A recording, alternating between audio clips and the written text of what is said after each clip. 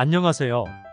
우리가 등기부등본이나 건축물 대장을 보면 집의 주구조에 대해 표시가 되어 있습니다.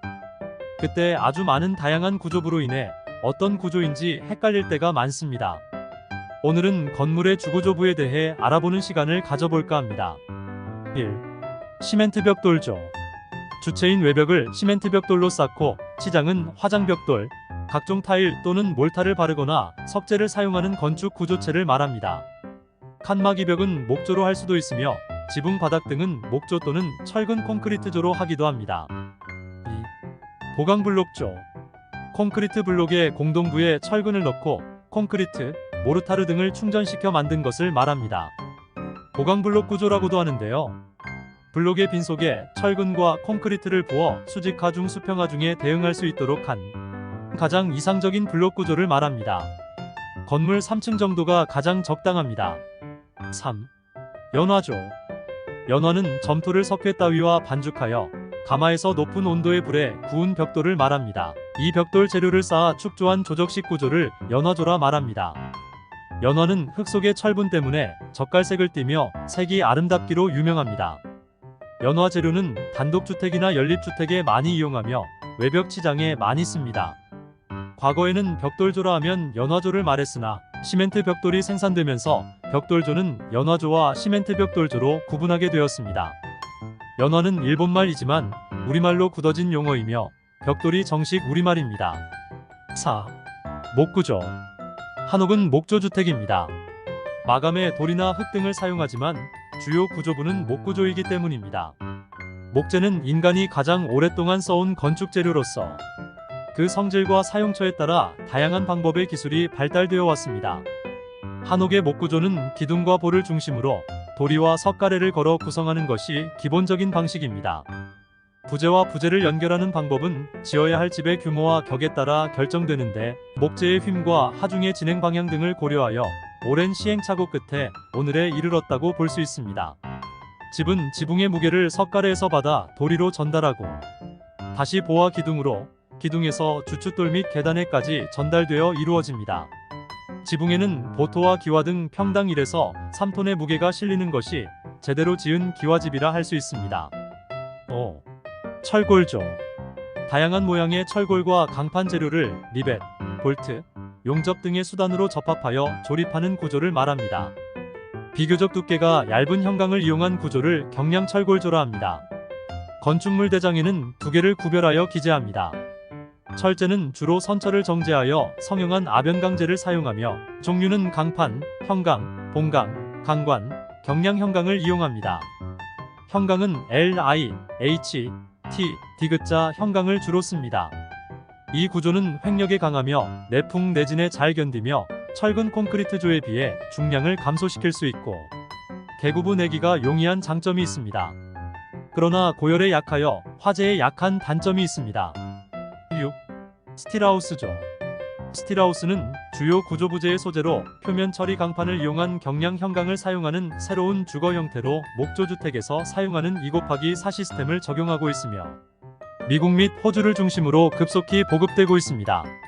스틸하우스는 1mm 전후의 표면 처리 강판을 사용하며 볼트나 용접을 사용하지 않고 태핑 나사로 골조 부재를 접합한다는 점에서 철 골조라기보다는 목조에 가까운 공법이라 할 수 있습니다. 2곱하기4 시스템은 150년 역사를 가진 북미의 전통적인 목조주택으로 2곱하기4 규격의 목재를 이용하며 벽, 바닥, 지붕의 구조체를 만들고 여기에 합판을 붙여 주택을 건설하는 공법입니다. 7. 황토조. 건축재료에 따른 주택의 분류 중 흙을 주재료로 축조한 주택을 말합니다. 흙재료 주택은 토조주택, 흙벽돌조, 연화조 등이 있습니다. 황토조 주택은 외벽 전체 면적의 2분의 1 이상을 황토벽돌로 축조하거나 황토를 붙인 것으로 기둥과 보 등은 목재, 철재, 철근 콘크리트 등으로 건축한 것을 말합니다. 흙벽돌조는 흙벽돌로 벽을 만들고 기둥과 보 등은 목재를 사용한 주택이고 연화조는 3면 이상을 연화 벽돌로 축조한 주택을 말하게 됩니다. 8. 철근 콘크리트조. 철근과 콘크리트의 재료를 일체화시켜 각각의 장단점을 보완한 구조를 말합니다. 즉, 철근 콘크리트조는 철근으로 보강한 콘크리트를 말하는 것입니다. 흔히 RC조라 부르기도 합니다. 형태를 자유롭게 구성할 수 있고 고층 주택이나 지하층 만들기에 유리합니다. 또 재료가 풍부하고 구입이 용이하다는 장점이 있습니다. 공동주택에 많이 이용하고 있고 내화성, 내구성, 내진성, 풍압 등의 강하나 중량이 무겁고 공사비가 비교적 많이 든다는 단점이 있습니다. 형태의 변경이나 파괴, 철거가 어렵고 재료의 재사용 또한 어렵습니다. 또 시공 때 기후의 영향을 많이 받는 단점이 있습니다. 9. 시멘트 블록조. 시멘트와 골재를 형틀에 채우고 진동 가압하여 성형한 시멘트 제품으로 그 구조 형식에 따라 조적 블록, 장막 블록, 거푸집 블록, 보강 블록으로 구분됩니다. 제2차 세계대전 후에 보급된 것으로 건축 재료로 널리 사용되고 있습니다. 보강 블록 구조는 블록의 빈속에 철근과 콘크리트로 보강하여 내력벽을 만드는 것이며, 거푸집 콘크리트 블록 구조는 니은자 T자형의 블록을 거푸집 대신 쌓고 그 속에 배근하여 만든 것인데 한국에서는 그 사용 빈도가 적습니다.